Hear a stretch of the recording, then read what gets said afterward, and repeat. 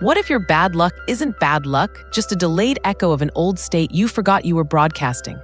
Change the broadcaster and the world stops arguing. Listen, really listen, because this is not superstition, not a command to worship forms, not a denial of reason. It's a sober diagnosis of how outcomes lag behind identity. What you keep being inside, quietly, habitually, repeatedly, keeps arriving outside as if the world were a courier delivering yesterday's mail. The account balance, the unanswered message, the closed door, they are late reflections, not fresh verdicts. They report what you were, not what you are now. And the moment you change the broadcaster, the steady inner tone you return to when no one is watching, the outer program loses its script. Here's the scandal they don't teach in plain sight. Reality listens less to your words and more to your dwelling. Not the sentence you post, not the promise you make, but the atmosphere you live in when your head hits the pillow. Call it composure, certainty, dignity, quiet assurance. Call it what you like. The label is unimportant.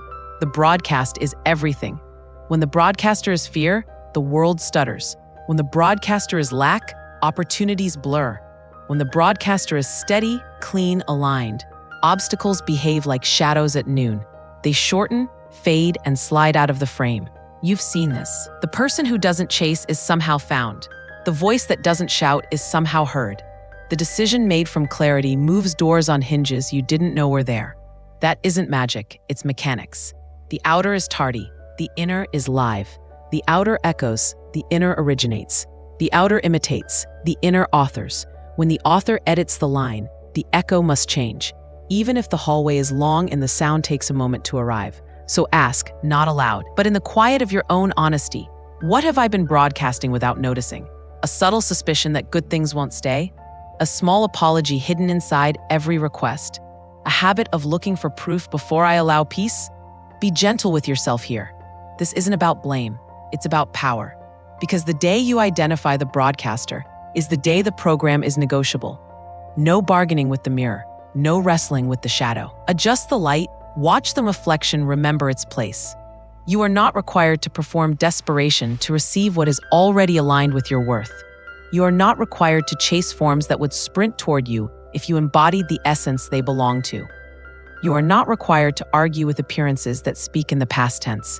Appearances point backward, conviction points forward. One is a photograph, the other is a living stream. Which one will you trust when they disagree? There is a sound that happens the instant you stop negotiating with doubt. It isn't loud, no fireworks, no fanfare. It's a click, the interior click of self-respect resuming its seat. The spine remembers, the breath lengthens, the gaze steadies. You're not forcing anything. You're discontinuing permission for chaos to announce your identity. From that moment, the world does not bow, it simply recalibrates. Not out of fear, not out of flattery, but because cause has changed and effect is obedient by nature. Understand this and your timeline stops glitching. People may still test you, numbers may still fluctuate, weather still turns, but the broadcaster remains constant, clean, calm, consistent. And constancy is jurisdiction. You don't need to shout, "I am confident." You simply stop lending your name to the role of uncertain. You don't need to chase abundance. You stop rehearsing scarcity with every sigh. You don't need to perform being chosen. You retire the habit of walking like you're late to your own life. If you take nothing else from this message, take this. The outer reports the inner on a delay. When the report arrives and it looks like yesterday, don't panic. Don't sell your peace for speed. Don't trade your center for a headlight. Hold the broadcaster's stay, dignified, aligned, unhurried. The echo will catch up. It always does. And when it does, it won't feel like a miracle. It will feel like the world finally stopped arguing with the truth you decided to live. There's a law working quietly beneath your calendar and your notifications. Cause speaks first, echo arrives later. The world you touch is often the echo, running a step behind what you've been quietly being. That is why yesterday's numbers, yesterday's responses, yesterday's closed doors sometimes walk into today as if they still belong. They don't. They're just late. And late things can be acknowledged without being obeyed. Think about the difference between light and shadow. Move the light, and the shadow must follow. Try to drag the shadow, and you'll look busy without moving anything real. Many people live their whole lives wrestling with shadows, adjusting tone for approval, bargaining with doubt, chasing forms that would have arrived on their own if the inner light had been set. When the light is steady, clean, composed, respectful, the room behaves, not because you demanded it, but because order is the shadow of inner clarity. This is why quick proof is a trap. The demand for instant confirmation is really a confession. I don't trust what I'm being. And when you don't trust your own broadcast, the world learns to stall. It waits for you to decide. It waits for you to stand. It waits for you to stop arguing with yourself in subtle ways. The small sigh before you ask. The apologetic posture when you're qualified. The quiet panic when silence lasts longer than comfort. The moment you stop feeding those micro-arguments, the outer stops having ammunition. You don't have to dramatize certainty. You can wear it. Certainty isn't arrogance, it's tidy. It says, I will not contradict myself. It doesn't need a stage. It doesn't shout. It edits. It removes the sentences that invite confusion. Declines to repeat stories that pull dignity down a corridor it doesn't deserve to walk. And in that edit, your timeline feels the correction. Invitations arrive that used to miss you. Respect appears where you once rehearsed apology. Opportunities that were allergic to hesitation become comfortable in your presence. Here is the quiet difference between pressure and poise. Pressure tries to force the echo to hurry. Poise trusts the cause it already set. Pressure is noisy and tired. Poise is calm and unmistakable. Pressure treats every email like a verdict. Poise treats every outcome like a receipt. Receipts come after the purchase, so let them be late. Let them print. Let them catch up to what you've already chosen to be when nobody was watching. And about the old metaphor, flame and mountain, hold it this way. The mountain is dense, temporary, a moving landscape of circumstances. The flame is the living awareness that keeps choosing how to stand. When you mistake the mountain for yourself, you inherit its weather. When you remember the flame, you inherit continuity. The sky may turn, winds may change, but the flame knows its own heat. That knowing is not defiance, it's alignment. It refuses to surrender its nature to a passing forecast. So if a headline tries to name you, don't sign it. If an old pattern knocks, don't rehearse it. If an echo arrives, let it pass through like yesterday's light across today's wall. You're not denying facts. You're refusing to let late arrivals override present truth. Cause speaks first. Echo follows. And the moment you honor that order, the world you meet begins to honor you back. Not out of fear, not out of flattery, but because you finally stopped contradicting the frequency you intend to live. If you've ever chased a door and felt it sprint away, you've met the paradox of form. Forms are skittish when you pursue them from emptiness. They cooperate when you carry their essence. Essence is the living quality, peace, dignity, abundance, mercy, strength, that teaches form how to behave. When essence is steady, form becomes orderly. When essence is chaotic, form malfunctions. So the question beneath every desire isn't, where is it? But what is its essence, and am I already being it? Consider how a lamp doesn't beg the room to be bright. It simply shines, quietly, consistently, and the room learns. That's essence. No performance, no bargain, no strain. When your inner tone is clean, merciful, generous, composed, the outer tone harmonizes. People who once misunderstood begin to understand. Opportunities that once hesitated start recognizing you.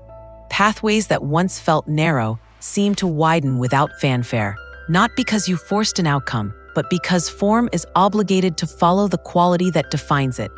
This is why clinging to a specific appearance, this person, this number, this address, often breeds delay. Attachment handcuffs grace. It says, only this shape counts. And the moment you say only this shape, you step away from the essence that could have filled many shapes. Essence is broad, form is narrow. Essence multiplies, form is singular. Essence opens gates you didn't know existed. Form argues with the only gate you can see. When you live as the essence, quiet generosity in finance, respectful presence in relationships, unhurried confidence in work, the world selects the nearest obedient form and places it in your path. There is a maturity that arrives when you stop asking the mirror to change first. You begin to treat appearances as reports, not rulers. A report can be read without surrendering identity. A report can be noted without kneeling. You can open the envelope of today's outcomes, breathe, and remember. This is a description of earlier settings, not a decree upon who I am now. That remembrance is not denial, it's accuracy. It protects your poise from yesterday's headlines. Understand the difference between noise and knowledge. Noise is the rush to declare victory or defeat before your state has even cooled. Knowledge is the calm continuity that says, my essence remains. Noise spends courage on performance. Knowledge invests courage in consistency. Noise begs for signs. Knowledge allows signs to arrive on their schedule. And when the signs do arrive, they feel strangely obvious, like a puzzle piece sliding into a space that was always shaped for it. Let's bring back the old image, flame and mountain, but keep it practical. The mountain is public and loud. Timelines, messages, markets, weather. The flame is private and steady. Character, intention, clarity, faith. When the mountain moves, people panic. When the flame remembers itself, people exhale. It is not rebellion to remain composed when circumstances wobble. It is wisdom. A steady flame doesn't insult the wind. It simply refuses to become the wind. So when the form you prefer pauses, don't empty your essence to chase it. When a conversation cools, don't abandon respect to heat it up. When a figure on a screen dips, don't mortgage your calm to make it jump. Keep essence intact, clean, kind, assured, and forms will learn their manners. They will course correct as naturally as a shadow when the light shifts. Because in the quiet architecture of outcomes, essence is the blueprint, and form is the building crew. The crew does not dictate the plan dictates the crew. Hold to this, you are not waiting for permission to be what your life requires. You are not suspended between maybes, pleading with events to certify your worth. You are the continuity that events report to. And when continuity is honorable, when it carries truth without theatrics, the world, slowly or suddenly, stops disputing and starts aligning. Not because it was conquered, but because it finally recognized the language you chose to speak and decided at last to answer in kind. Detachment is not indifference. It's not coldness, not a refusal to care, not an escape hatch from responsibility. Detachment is clarity with a steady pulse. It is the quiet refusal to let the latest headline inside your mind rewrite your identity. When people hear detach, they imagine turning to stone. That's a myth. Real detachment keeps the heart warm and the judgment calm, so the world's noise cannot rent a room in your center. Think of detachment as clean air around a flame. The flame still glows, purposeful, generous, alive. But the smoke of panic doesn't choke it. You can care deeply and still remain composed. You can pursue excellence and still remain unhurried. You can love people and still refuse to let their storms appoint you as a cloud. This is not distance. This is dignity. It guards the broadcaster so the signal isn't scrambled every time circumstances rearrange their furniture. What does this look like in the language of outcomes? It means a report arrives, numbers, messages, news, and you read it without letting it rename you. You don't audition for the role of defeated or unworthy just because a temporary scene is wearing those costumes. The moment you stop letting scenes distribute titles, your timeline stops miscasting you. Scenes rotate, essence remains. When essence remains, scenes learn where they are allowed to stand. Detachment also ends the habit of bargaining with appearances. Bargaining sounds like this: if you change first, I'll respect myself. If you approve me, I'll believe I'm qualified. If the figure rises, I'll allow peace. That trade never settles.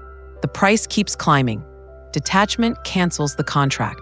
It says, gently, firmly, I will not lease my self-respect to the market of moments.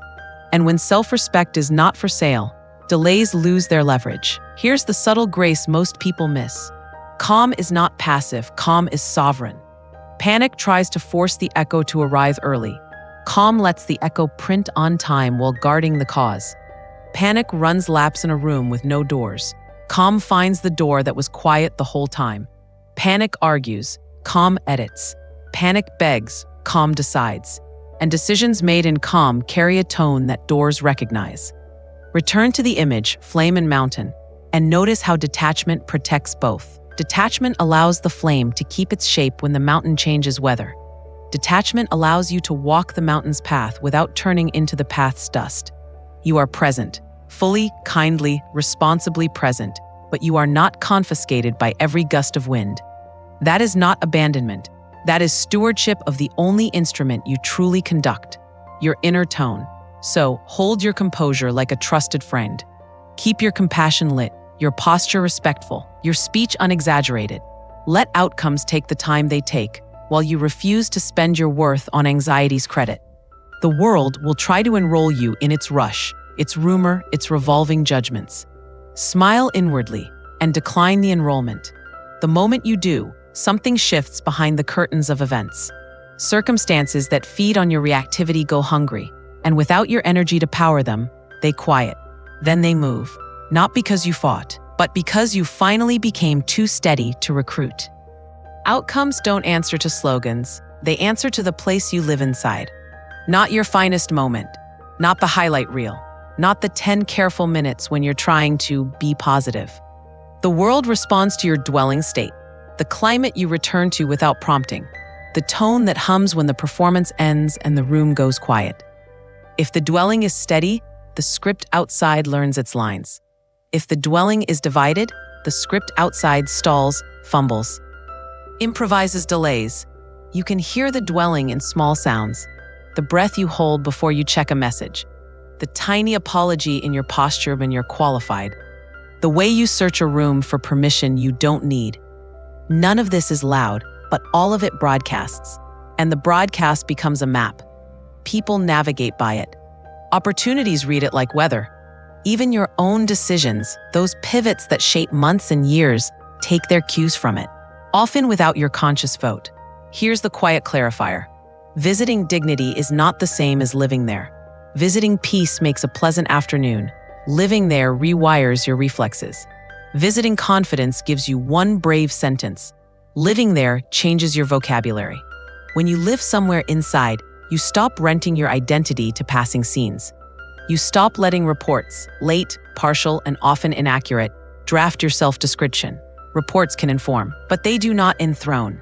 Consistency isn't a performance. It's a refusal to contradict yourself. It says, I will not sign letters written by doubt. I will not campaign for approval I do not require. I will not spend calm to buy speed. This is not stubbornness, it's hygiene. Clean signal in, clean signal out. And when the signal is clean long enough, the world does something practical, not mystical. It reorganizes around what it can finally trust.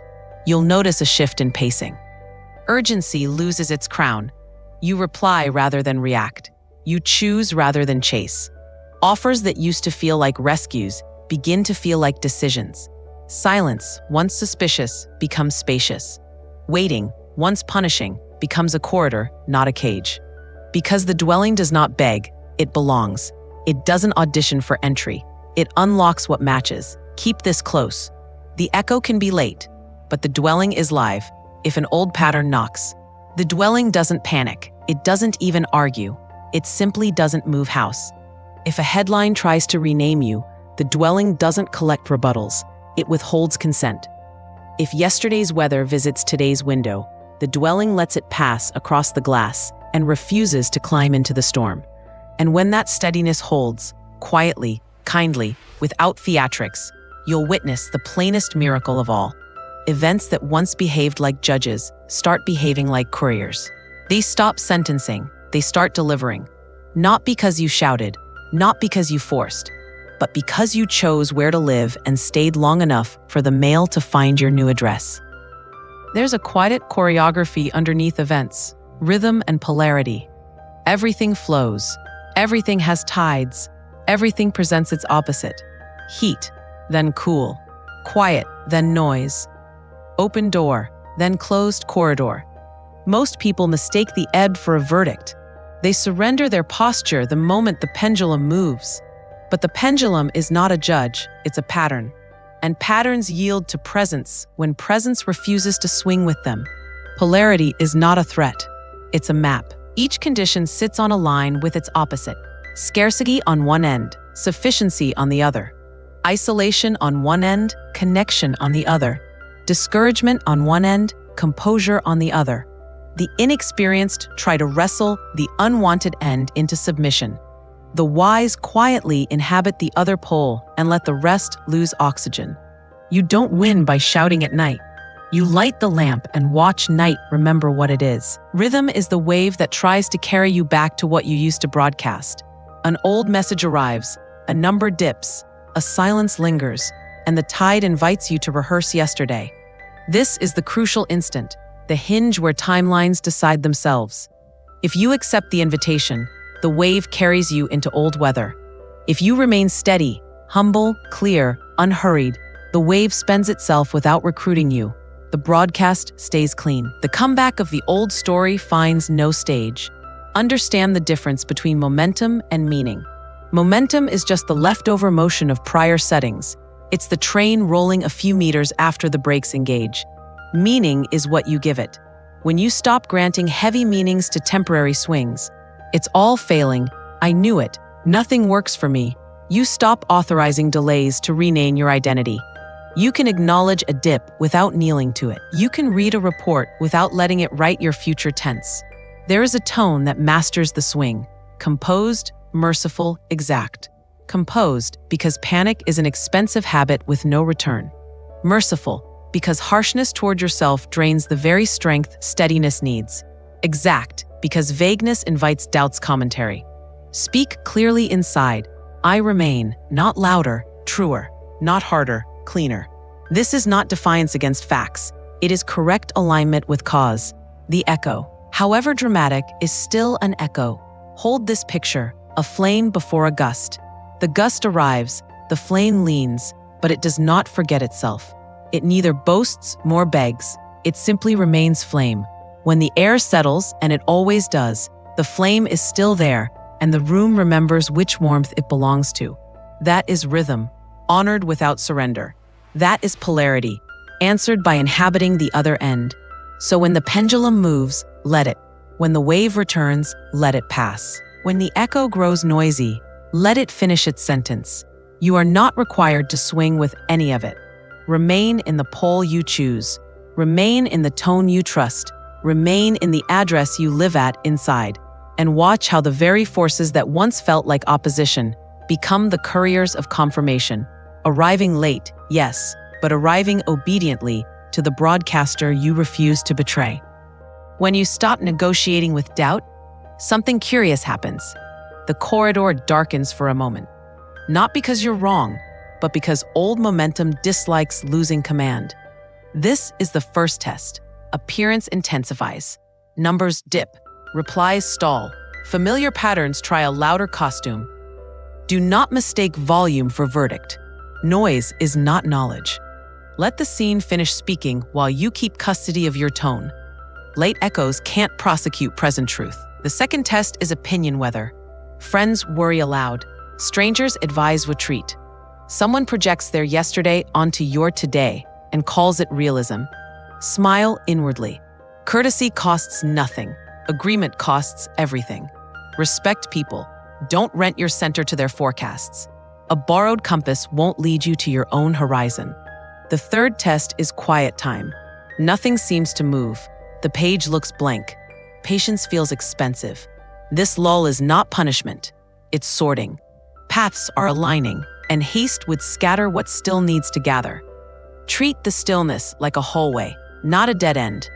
Doorways love those who can walk without clattering their courage. The fourth test is inner theater. Old lines audition for a comeback. The cautious sentence. The apology in your posture. The hurried tone that begs the echo to hurry. Recognize the script without reviving the play. You owe no encores to characters you've outgrown. Dismiss them kindly. No drama, no debate. The curtain falls when the stage stops volunteering. The fifth test is contradiction at close range. You carry a clean essence, mercy, dignity, sufficiency, and a scene arrives wearing the opposite. This is the mirror's last delay. Don't brace against it. Don't bargain with it. Let contradiction pass like yesterday's weather across today's window. Identity is not a hostage of climate. What threads these tests together is simple. Each one tries to rent your broadcast for a small price. Speed, approval, noise, nostalgia, spectacle. Decline the rent. Hold your address. Keep your language tidy. The world respects a signal that doesn't sell itself mid-sentence. That steadiness isn't stubbornness, it's stewardship. You're guarding the cause so the echo arrives signed, sealed, and unable to argue. Remember the old image, flame and mountain, and notice how tests mostly poke the mountain. Headlines change. Corridors bend. Opinions swirl like dust. The flame remains a witness with warmth. It neither worships obstacles nor insults them. It simply doesn't enroll. And because it doesn't enroll, events that once behaved like judges start behaving like couriers. Late perhaps, but faithful to the address you refuse to abandon. So if you feel the corridor narrow, don't lower your stature to squeeze through. Stand as you are, clean, merciful, exact, and let the corridor remember its measurements. Tests don't certify defeat, they certify proximity. They appear at the border, not the beginning. Cross quietly, keep the signal pure, and watch how the next report, stamped by a world that finally listened, reads less like resistance and more like recognition.